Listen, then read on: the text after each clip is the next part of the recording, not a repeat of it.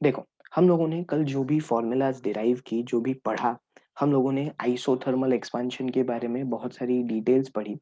आज उसी के ऊपर कुछ सम्स हैं, ओके? अब ये जो 3 सम्स तुम लोगों को यहाँ दिख रहे हैं ना, योर प्रॉब्लम नंबर 6.2, 6.3 एंड 6.4, ये तीनों सम्स एक-दूसरे से कनेक्टेड है। डेटा सिर्फ़ पहले में दिया है, दूसरे सब में तो सिर्फ़ कंडीशंस चेंज की है। Data is given in the first one only. उसके बाद क्या है, तो उसके बाद सिर्फ कंडीशंस चेंज करते गए। देखो, तुम लोगों को क्या बोला है, 2 liters of an ideal gas at a pressure of 10 atmosphere. तो हमारा प्रेशर है 10 एटमॉस्फेयर का, expands isothermally at 25 degree Celsius into vacuum. Okay, vacuum में एक्सपांड हो रहा है until its volume is 10 liters. How much is heat is absorbed and how much work is done? तो याद है हमने जो लास्ट कंडीशन पढ़ी थी, वो लास्ट कंडीशन हमारी क्या थी? तो लास्ट कंडीशन थी हमारी वैक्यूम।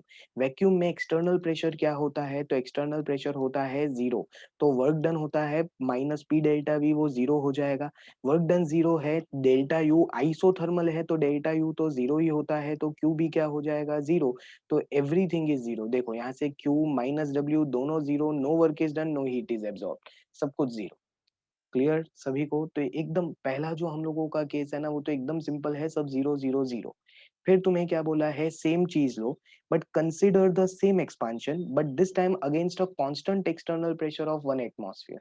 अब तुम्हें बोला है कि भाई सेम चीज लो लेकिन अब कांस्टेंट एक्सटर्नल प्रेशर 1 एटमॉस्फेयर लो। तो वर्क डन होगा माइनस पी डेल्टा वी। अब वो माइनस पी डेल्टा वी के लिए minus external pressure 1 delta P, तो final volume 10 litres. Initial volume कितना है, तो इनिशियल वॉल्यूम हम लोगों के पास है 2 लीटर्स, तो 10 - 2 यानी -8 आया आंसर। ओके, यहाँ पे -8 is your work done. Unit क्या होगा, लीटर एटमॉस्फेयर। तो -8 वर्क डन, तो हीट कितनी होगी, तो हीट इज +8 लीटर एटमॉस्फेयर, क्योंकि हीट और वर्क तो प्लस माइनस में ही होते हैं, सिर्फ आइसोथर्मल केस में। हाँ, हर एक में ऐसा मत लगाना क्या है हम लोगों के पास प्लस माइनस ही होगा। आइसोथर्मल में हीट और वर्क एक दूसरा का हम लोगों के पास प्लस माइनस में ही चेंज होता है। सिर्फ हीट और वर्क में ऐसा होता है, बाकी सब तो हम लोगों के पास होगा ही होगा। Clear everyone? Now next, last one.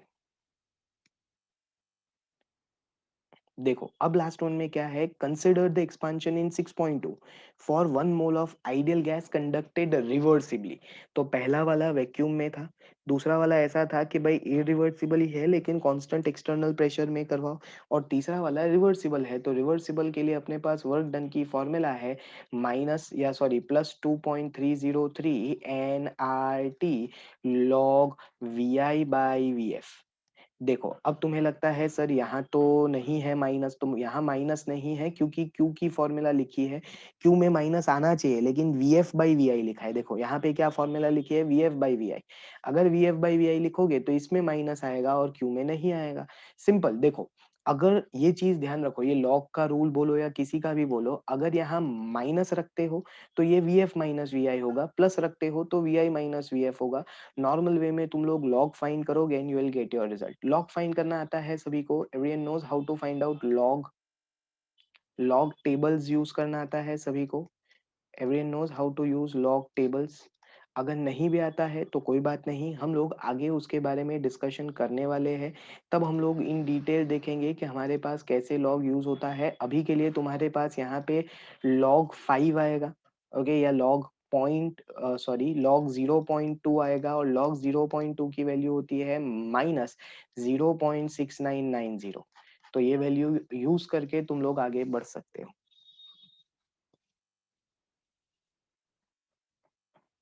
बाकी मैं एक पूरा सेशन लूंगा तुम लोगों का लॉग एंटी लॉग के लिए। ओके, तो वो सेशन से तुम लोगों को क्या होगा, लॉग एंटी लॉग कैसे फाइंड करना है वो तुम्हें पता चल जाएगा। This is your example 6.2, 6.3 and 6.4। Basic idea clear हुआ हम लोगों को। देखो वैक्यूम हो तो सब जीरो, एक्सटर्नल प्रेशर हो और इरिवर्सिबल हो तो डब्ल्यू और क्यू के अकॉर्डिंग ढूंढना है, और हमारे पास रिवर्सिबल हो तो क्या करना है। ये 3 केसेस थे जो हमने डिस्कस किए। ओके, फिर अब आगे बढ़ते हैं towards our next question, question number 6.5।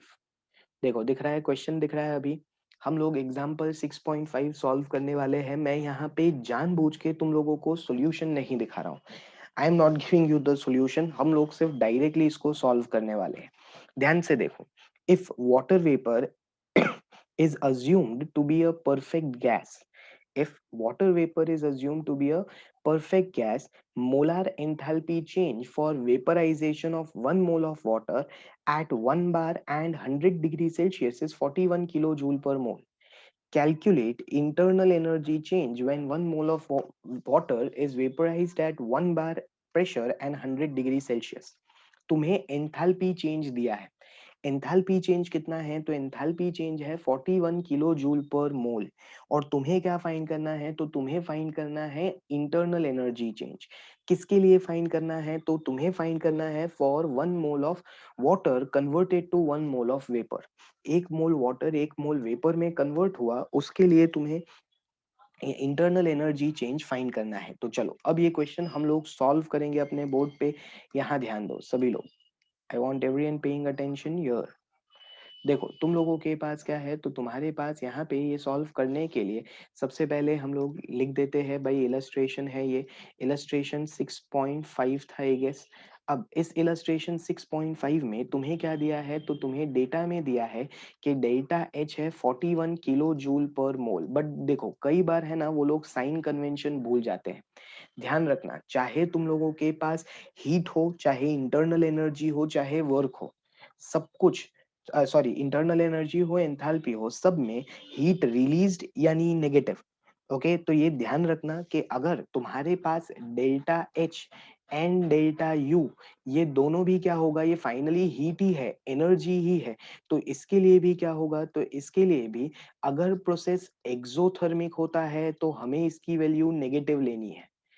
तुम्हें वैसे तो देंगे ही, बट अगर ना भी दिया हो तब भी ध्यान रखना कि अगर हम लोगों के पास हीट रिलीज होती है तो ये वैल्यू नेगेटिव, अगर हीट एब्जॉर्ब होती है तो ये value positive. This must be remembered always. तुम्हें दे, अगर डेल्टा एच की वैल्यू तुम्हें दे ही रखी है नेगेटिव तब तो कोई प्रॉब्लम नहीं है, बट तुम्हें नहीं दी है, लाइक यू डोंट नो कि तुम्हारे पास वो वैल्यू क्या है। Okay, you are not given कि तुम्हारे पास वो वैल्यू क्या है, तो तुम लोग क्या करोगे? तो तुम लोग उसे फिर डिसाइड करोगे कि एक्सोथर्मिक है या एंडोथर्मिक है और फिर आगे बढ़ोगे। यहाँ पे हम वाटर को बॉईल कर रहे हैं, यहाँ पे हम वाटर से वेपर बना रहे हैं, तो ऑब्वियसली इट इज एंडोथर्मिक, तो तुम्हारे पास यही होगा। अच्छा, रिएक्शन क्या होगी? What do you think, what is the reaction? इसमें रिएक्शन ऐसी होनी चाहिए कि तुम्हारे पास H2O है, H2O हमारे पास लिक्विड स्टेट में है, और उससे क्या बन रहा है? तो उससे हम लोगों के पास बन रहा है H2O गैसियस स्टेट में। This must be your reaction. इधर रिएक्शन लिखी है तो डेल्टा एन जी फाइंड कर लेते हैं। कल बहुत मेहनत की थी डेल्टा एन जी समझने के लिए। yesterday we did a lot of practice to understand what is delta N g. Delta N g समझने के लिए बहुत सारी प्रैक्टिस की थी। तो तुम्हारे पास डेल्टा एन जी क्या होगा? तो डेल्टा एन जी इसका 1 मोल, और इसका क्या काउंट करेंगे? ये लिक्विड है तो इसका काउंट नहीं होगा, इसका 1। तो 1 माइनस 0 हमारे पास ये क्या होगा? तो ये होगा 1। तो 1 माइनस 0 हमारे पास क्या होगा? 1 होगा। अब हम लोग फॉर्मूला लिखेंगे तो delta H is equal to delta U plus delta N G R T. Delta H is equal to delta U plus delta N G R T.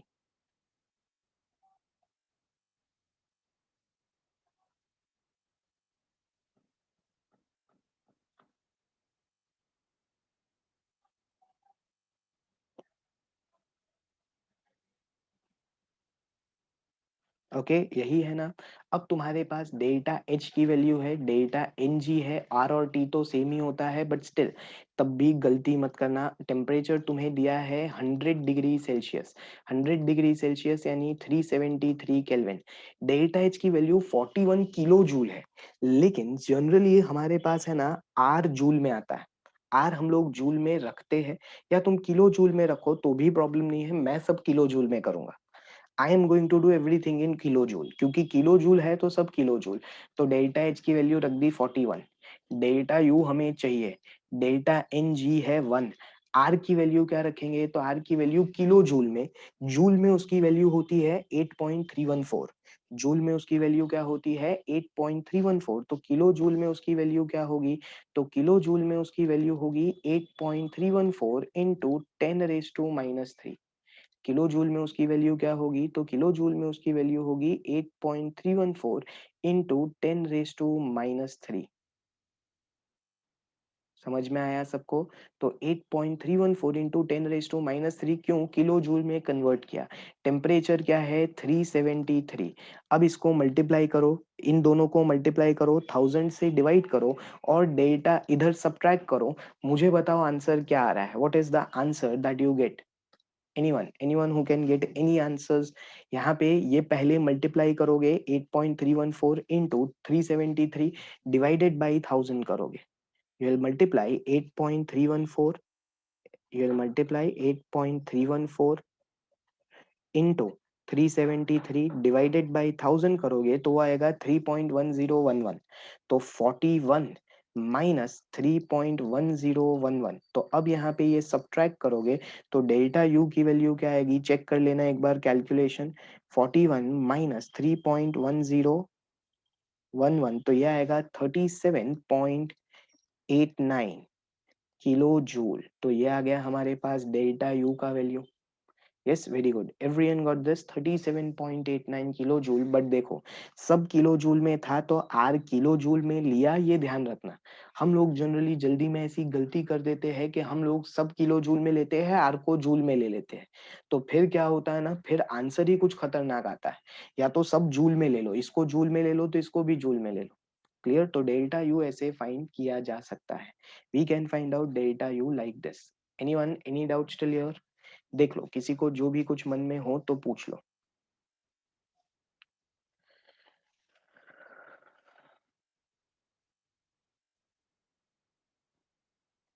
Okay है एवरीवन।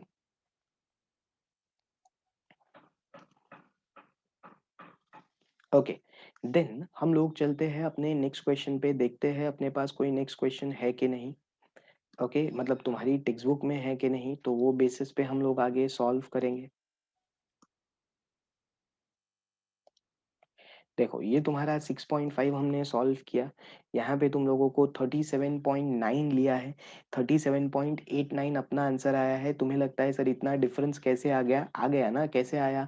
यहाँ पे उन लोगों ने आर की वैल्यू 8.3 ली है, हमने 8.314 ली। ज्यादा डेसिमल लोगे तो थोड़ा फर्क ज्यादा आएगा और कुछ नहीं।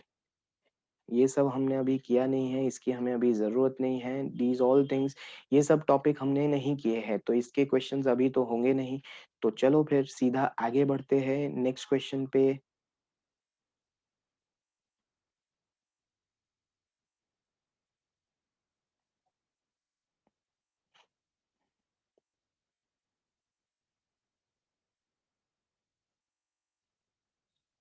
चलो एक काम करते हैं, हम लोग एक्सरसाइज पे ही चले जाते हैं। देखो ये तुम्हारी एक्सरसाइज है, इसमें स्टार्टिंग में कुछ एमसीक्यूज है, पहले वो एमसीक्यूज सॉल्व कर लेते हैं, फिर मैं तुम्हें एक्स्ट्रा क्वेश्चन एमसीक्यूज सम्स जो भी होंगे इधर तक हमने जो किया है उसके बेसिस पे जो भी होगा वो हम लोग सॉल्व करेंगे। उसके बाद क्या होगा, तो उसके बाद हम लोग यहाँ पे अ, आगे बढ़ेंगे।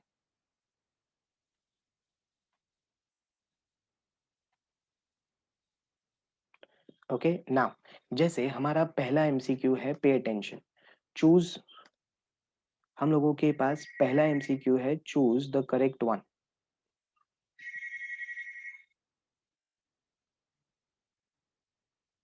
यहाँ पे choose the correct answer. First one, a thermodynamic state function is a quantity.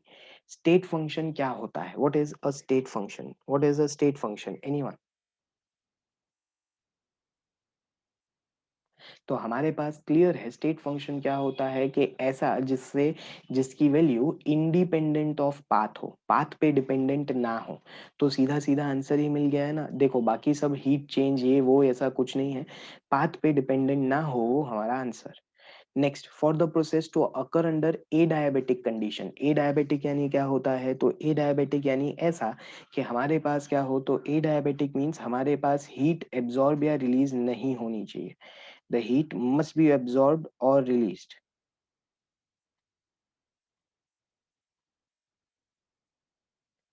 Not be absorbed और रिलीज, तो उसके लिए क्या होगा, तो उसके लिए Q विल बी 0। नेक्स्ट, अब ये देखो ये नहीं हुआ है अपना अभी। ओके, नेक्स्ट कम टू, चलो एक काम करते हैं, बाकी के बाद में करेंगे, क्योंकि उसमें एंथैल्पी ऑफ कंबशन ऐसे टर्म्स यूज होते हैं जो तुम्हें नहीं पता है, that's why I am not going for it. बाकी तुम लोग कर सकते हो। चलो तुम लोग अब 6.7 सभी लोग ट्राई करो, 2 मिनट लो, 6.7 सॉल्व करने की कोशिश करो, और फिर मैं उसका आंसर भी तुम्हें इधर ही डिस्कस कर दूंगा। तुम्हारे पास 701 joule of heat is absorb by a system and 394 joule of work is done by the system, what is change in internal energy? 701 joule heat is absorbed and 394 joule of work is done by the system. So what is your change in internal energy?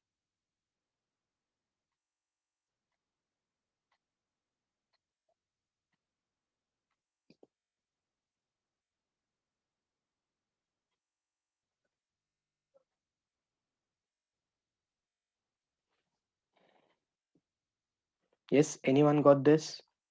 जिसका answer आ जाए फटाफट, सिर्फ calculation है, एकदम simple वाला calculation है। सोचो, दिमाग में थोड़ा सा जोर डालोगे तो तुरंत मिल जाएगा। You will get your answer as quick as possible. Very good, the first answer we have got. और भी लोग, सारे लोग सॉल्व करो, एक आध लोग से सॉल्व करने से सबको नहीं आ जाएगा। तुम लोगों के पास सिंपल इक्वेशन है, delta U is equal to Q plus W. The simplest equation that we have is this. इसमें क्यू और डब्ल्यू साइन कन्वेंशन के अकॉर्डिंग यूज करना है। We have to use Q and W according to sign convention. What is your Q and what is your W? तो देखो, heat is absorb, तो Q क्या लेना चाहिए, प्लस या माइनस? तो हीट एब्जॉर्ब्ड है तो क्यू लेंगे प्लस, और वर्क डन बाई सिस्टम है तो ये लेंगे माइनस। तो Q की वैल्यू तुम्हारे पास यहाँ पे होगी +701, और W की वैल्यू होगी तुम्हारे पास -394। +701 एंड -394, तो तुम्हारे पास क्या आएगा, तो तुम्हारे पास आएगा 307 जूल। तुम्हारे पास क्या आएगा, तो तुम्हारे पास आएगा 307 joule. Answer is positive 307 joule. Everyone clear with this?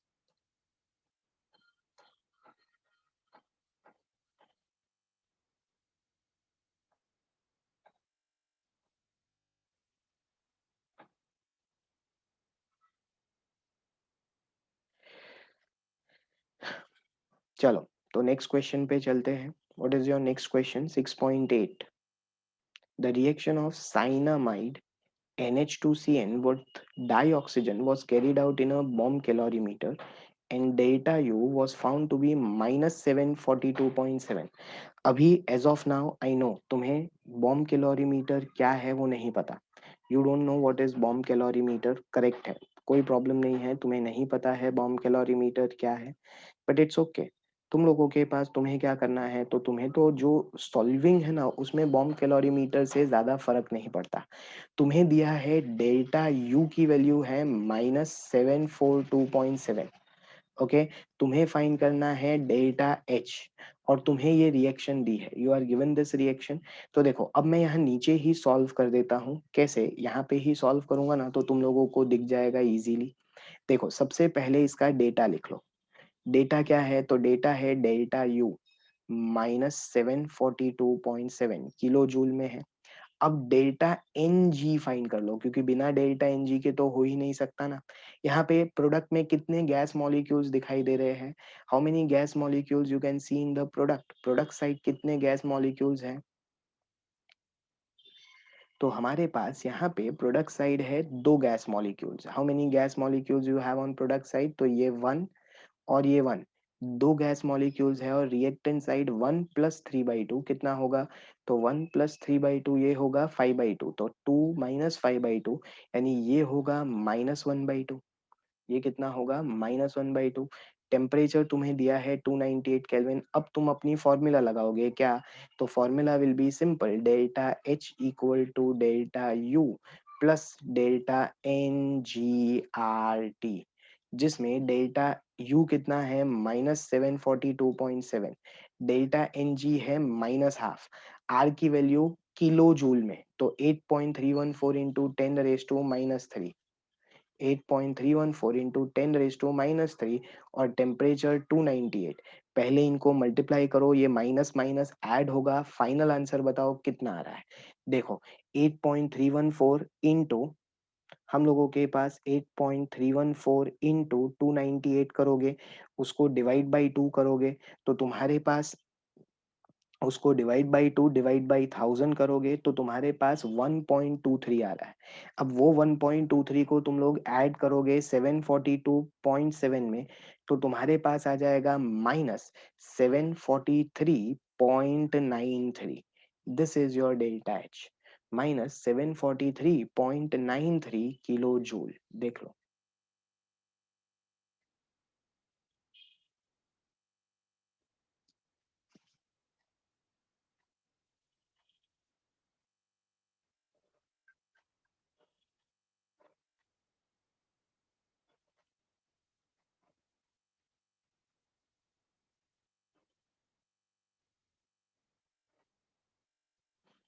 Clear everyone? तो ये तुम्हारा और एक क्वेश्चन है जो हमने कंप्लीट किया।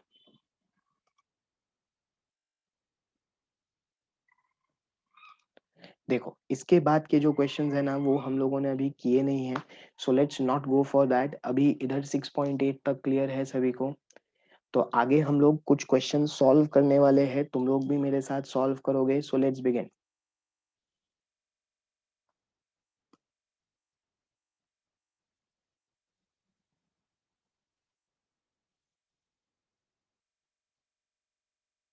चलो अब मैं क्वेश्चन दे रहा हूँ, तुम लोग भी ट्राई करोगे, मैं भी तुम लोगों को सॉल्व करवाऊंगा। Just pay attention here. तो क्या होगा ना, तुम लोग सॉल्व, देखो जितना सॉल्व करोगे उतना आएगा, सॉल्व नहीं करोगे तो नहीं आएगा। You won't be able to get it if you don't solve. एकदम बेसिक क्वेश्चन से शुरू करते हैं।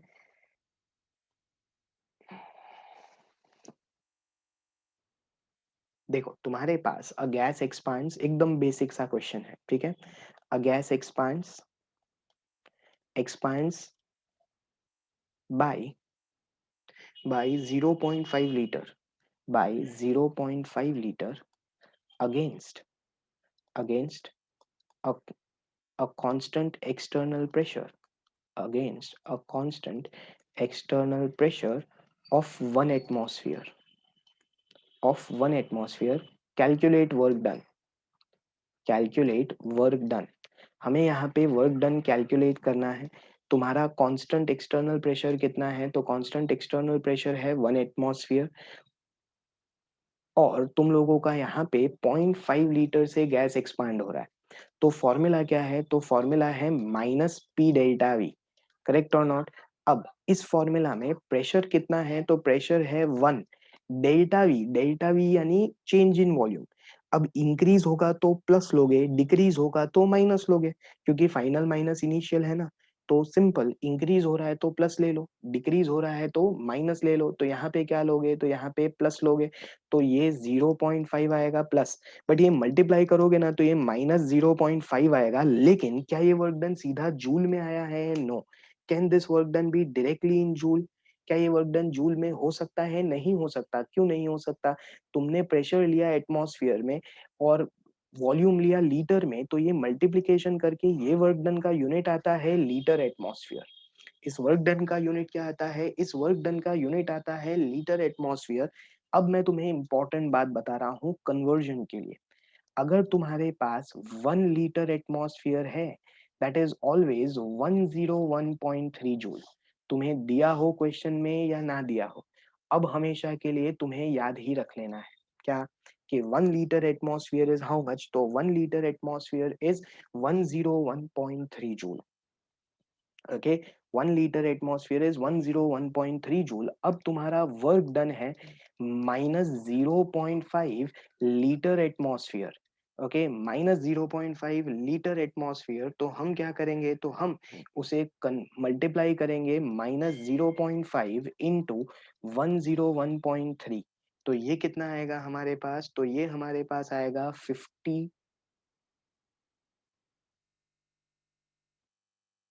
कितना आ रहा है 50 point, minus 50 point I guess 66, yes, minus 50.65 joule, तो अगर तुम्हें जूल में चाहिए, देखो पी डेल्टा वी में, तो तुम्हें लगता है सर तो फिर पी डेल्टा वी से डायरेक्ट जूल में नहीं मिलेगा, मिलेगा। लेकिन जब तुम ऐसा यूनिट यूज करोगे, if you use pressure in newton पर मीटर स्क्वायर, प्रेशर किस में यूज करो, न्यूटन पर मीटर स्क्वायर में, वॉल्यूम यूज करो मीटर क्यूब में, यानी एसआई यूनिट्स यूज करते हो, if you use SI units, तो तुम लोगों को आंसर भी किस में मिलेगा, तो आंसर भी तुम लोगों को एसआई यूनिट में ही मिलेगा। ओके, बट अगर तुम लोग ऐसे यूनिट्स यूज करते हो तो तुम्हें आंसर भी एसआई यूनिट में नहीं मिलेगा। तो तुम लोगों को अगर लीटर एटमॉस्फेयर में है तो उसे कन्वर्ट करना होगा जूल में, और हम ऐसे कन्वर्ट कर सकते हैं। क्लियर? एकदम सिंपल क्वेश्चन है। नेक्स्ट क्वेश्चन, चलो यहाँ पे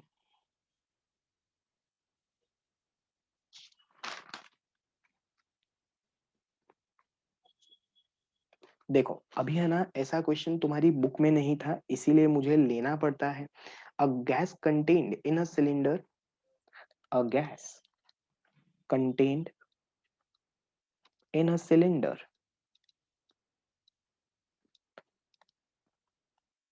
fitted with a piston, fitted with a piston,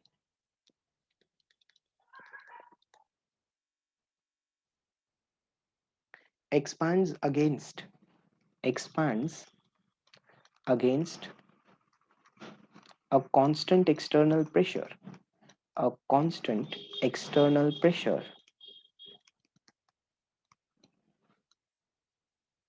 of 1 atmosphere, 1 atmosphere.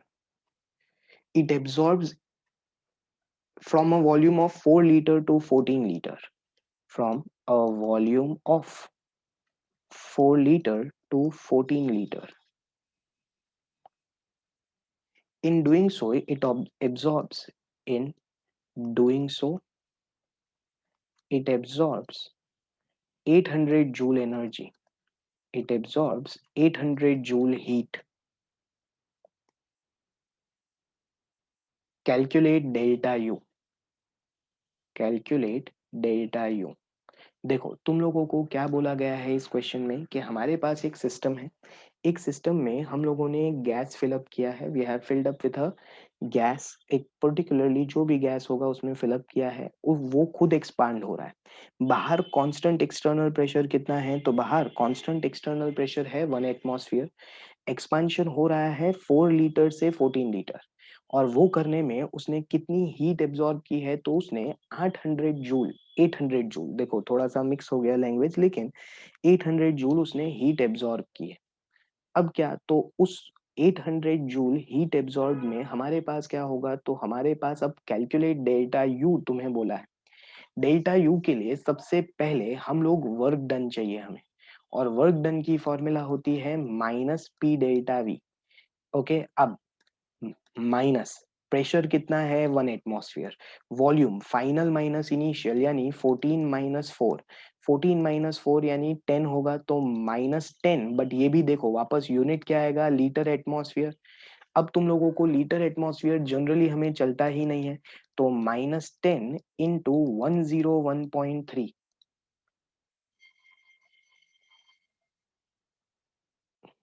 How it is minus, अच्छा ओवरऑल आंसर, ओके, -10 इंटू 1.101.3, तो इट इज -1013 जूल।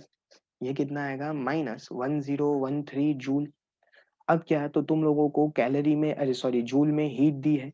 अब तुम्हारी नेक्स्ट फॉर्मूला क्या होगी, तो नेक्स्ट फॉर्मूला होगी delta U equal to Q plus W. Q कितना है तुम्हारे पास, तो क्यू है तुम्हारे पास एब्जॉर्ब्स, उसने क्या किया है, उसने ये हीट एब्जॉर्ब की है, तो ये Q होगा +800। W क्या होगा, तो W होगा -1013। तो इसको जब तुम लोग ऐड करोगे तो तुम्हारे पास आएगा -213 जूल। यानी हमारे पास क्या हुआ, तो हमारे पास चेंज इन इंटरनल एनर्जी कितनी आई, तो change in internal energy I -213 joule.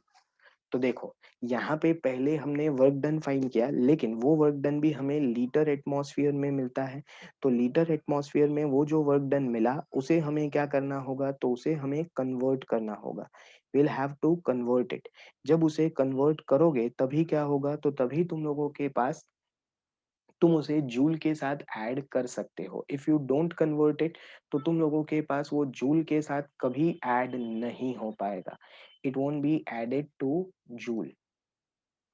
Clear? तो ये तुम्हारा नेक्स्ट क्वेश्चन था। क्लियर हुआ सभी को? किसी को कोई डाउट है तो पूछ लो। ऐसा क्वेश्चन तुम्हारे पास टेक्स्ट बुक में नहीं था। There was no such a question in text book. That's why हम लोगों ने ये अलग से किया, ताकि तुम लोगों को ये समझ में आ सके।